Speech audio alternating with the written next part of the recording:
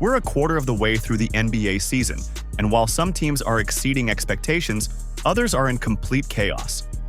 And when teams underperform, the coach is always the first one blamed.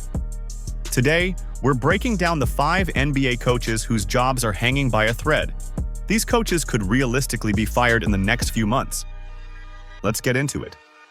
Coming in at number 5, we have Charles Lee with the Charlotte Hornets. Lee is a first-year head coach with championship pedigree.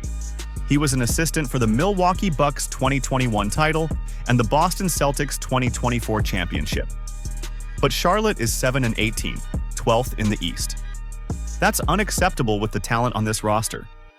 LaMelo Ball is one of the most electric players in the league. Brandon Miller has superstar potential. Miles Bridges can score. The Eastern Conference is wide open this year, but LaMelo has already missed 8 games with injuries, and his numbers have dropped significantly. The team has zero defensive identity, and their playoff drought is now at 9 years, the longest active streak in the NBA. Lee is getting some leeway as a first-year coach, but the Hornets have been rebuilding for nearly a decade. At some point, patience runs out.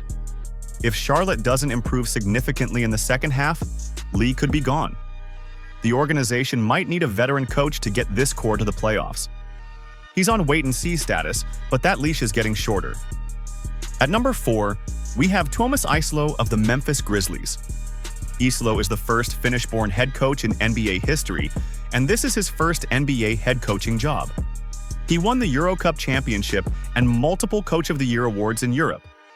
But European success doesn't always translate to the NBA. The Grizzlies are 11-14, 9th in the West. This was a playoff team when Iisalo inherited it after Taylor Jenkins was fired late last season. His start was brutal. Memphis went 1-8 in November, and they repeatedly collapsed in crunch time. Against the Spurs, Pistons, Thunder, and Cavaliers, the Grizzlies were within 5 points with under 5 minutes left, and got outscored by double digits every single time. Iisalo even threw a water bottle in frustration when his play wasn't executed. That clip went viral. Worse, he had a public dispute with Ja Morant in November. Morant criticized his substitution patterns, and Iisalo suspended him for a game. When your star is questioning you 1 month in, that's a red flag. Things have improved. The Grizzlies won 7 of their last 8. But injuries keep piling up, and Zach Edey just went down with an ankle injury. Iisalo is unproven at this level. If Memphis starts losing again, he's the easy scapegoat. Fans are already calling for his job. At number 3, we have Doc Rivers with the Milwaukee Bucks. The Bucks are 11-15, 10th in the Eastern Conference. That's unacceptable for a team with Giannis Antetokounmpo. This offseason, Milwaukee made a desperate move. They waived Damian Lillard, who tore his Achilles and will miss the entire season, and stretched his contract. They're paying him $22.5 million per year for the next 5 years to not play for them. Why? To sign Miles Turner and keep Giannis happy. They also lost Brook Lopez in free agency and completely retooled around Giannis, but the results have been terrible. Here's the problem with Doc. Since winning the championship in 2008, 17 years ago, he's only made the conference finals twice. His teams are notorious for blowing 3-1 leads. The Bucks have been eliminated in the first round the last 2 seasons under Doc's. Giannis is reportedly open-minded about playing elsewhere. If Milwaukee has another disappointing playoff exit, either Doc or Giannis is gone, and they're not trading Giannis. Doc is 74-66 as Bucks head coach, a .528 winning percentage. For a team with championship talent, that's not enough. He's coaching for his job right now.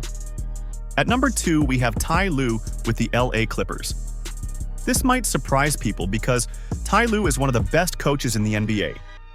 He won a championship in 2016, he's elite at playoff adjustments, and he has a $14 million per year contract through 2029.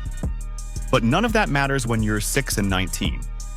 The Clippers built the oldest roster in NBA history this offseason, average age of 33.2. They brought in Bradley Beal, Brook Lopez, and Chris Paul. It's been a disaster. They went 2-13 in November, the worst month in franchise history. Bradley Beal is out for the season with a hip fracture. Chris Paul was released in December, And Kawhi Leonard is under investigation for potential salary cap circumvention. They also traded Norman Powell to Miami, and that hasn't worked either. Defensively, they've collapsed. Last season, they had the third best defense. This year, 27th. That's catastrophic. 6-19 is inexcusable. This team was projected to win 50 games. Instead, they're the second worst team in the West.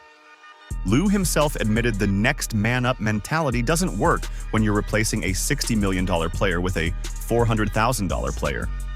When a roster is broken, it's easier to fire the coach than blow up the team.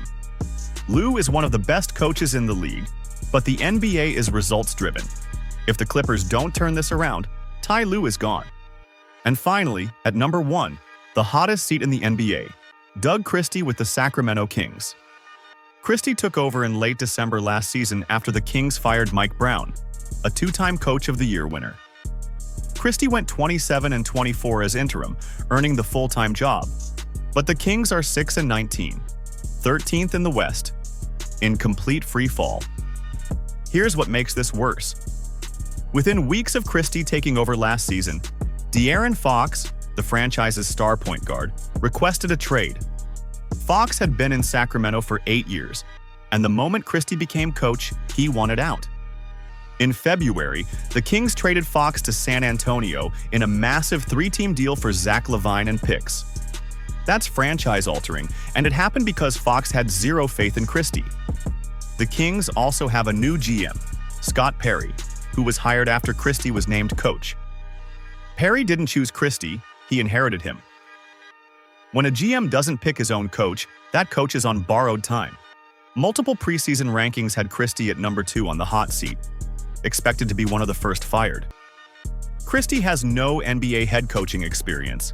His playing career was great, he's beloved in Sacramento, but that doesn't make him qualified. The team has no identity and keeps losing close games. Even Domantas Sabonis is reportedly questioning whether he wants to extend with the team. Doug Christie is a Sacramento legend, but legends don't get a pass at 6-19. If the Kings lose 5 or 6 more in a row, Christie is done. He might not make it to the All-Star break. He's on the hottest seat in the NBA, so there you have it.